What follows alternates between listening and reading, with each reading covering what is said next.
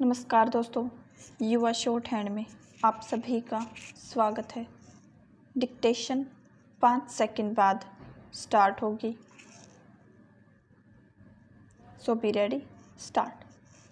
सभाध्यक्ष जी, बिजली वितरण संस्थान के महाप्रबंधक ने अन्य राज्यों के तुलनात्मक आंकड़े देकर दिल्ली में बिजली की दर कम होने की चर्चा करते हुए वर्तमान बिजली शुल्क में सुधार की सिफारिश की है। उन्होंने अपने भाषण में इस बात की शिकायत की है कि घरेलू उद्योग के लिए जो बिजली ली जाती है उसका उपयोग बहुत से उपभोक्ता रेडियो, टेलीविज़न और अन्य कार्यों में करते हैं। उनकी यह शिकायत किसी सीमा तक सही है। बहुत से स्थानों पर ऐसा अवश्य होता होगा।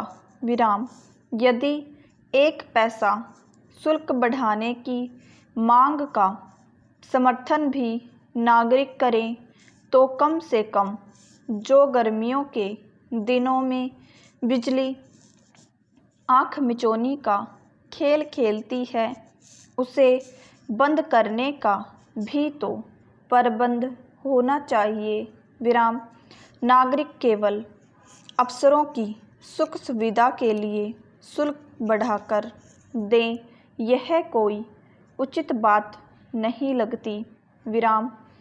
यही हालत पानी के मामले की है।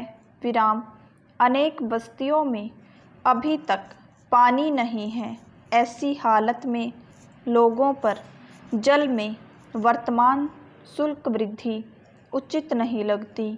जल योजनाओं का उपयोग जनसाधारण के लिए किए जाने की दिशा में प्रयत्न किया जाना चाहिए।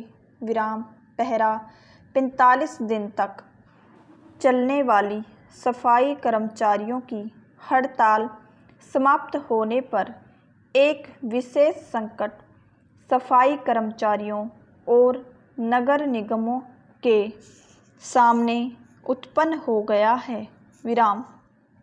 निगम के सत्ताधारी वर्ग का कहना है कि वे सफाई कर्मचारियों ने जितने दिन काम नहीं किया है उतने दिन का वेतन नहीं देंगे। यदि निगम अपने इस निर्णय पर अटल रहा तो सफाई कर्मचारी नगर की सेवा मन से नहीं कर पाएंगे। उनकी हानि की पूर्ति के लिए कहीं न कहीं से, चाहे महापौर कोष से अथवा किसी अन्य कोष से, हड़ताल के दिनों में अनुपस्थिति सहायता की जानी चाहिए। जब ये सफाई कर्मचारी हड़ताल के दिनों का कूड़ा भी उठाएंगे तब उन्हें हड़ताल के दिनों का वेतन यदि नहीं दिया जा सकता तो वार्षिक छुट्टियां मिलाकर कुछ न कुछ आर्थिक सहायता अवश्य की जानी चाहिए। ऐसा करने पर ही सफाई कर्मचारियों का दिल जीता जा सकता है। इसके साथ ही साथ यह भी ज़रूरी है कि सरकार ऐसे कदम उठाए जिससे फिर ऐसी स्थिति न उत्पन्न हो जिससे सफाई कर्मचारियों को फिर हड़ताल करने पर मजबूर होना पड़े। मैं सरकार से अनुरोध करूंगा कि प्रत्येक समस्या को जितना हो सके आपसी बातचीत द्वारा हल करने की कोशिश करें।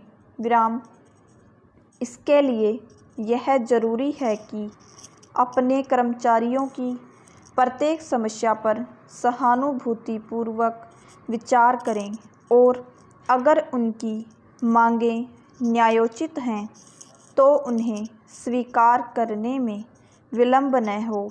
विराम। ऐसा करने पर कोई भी हड़ताल का रास्ता नहीं अपनाएगा। विराम।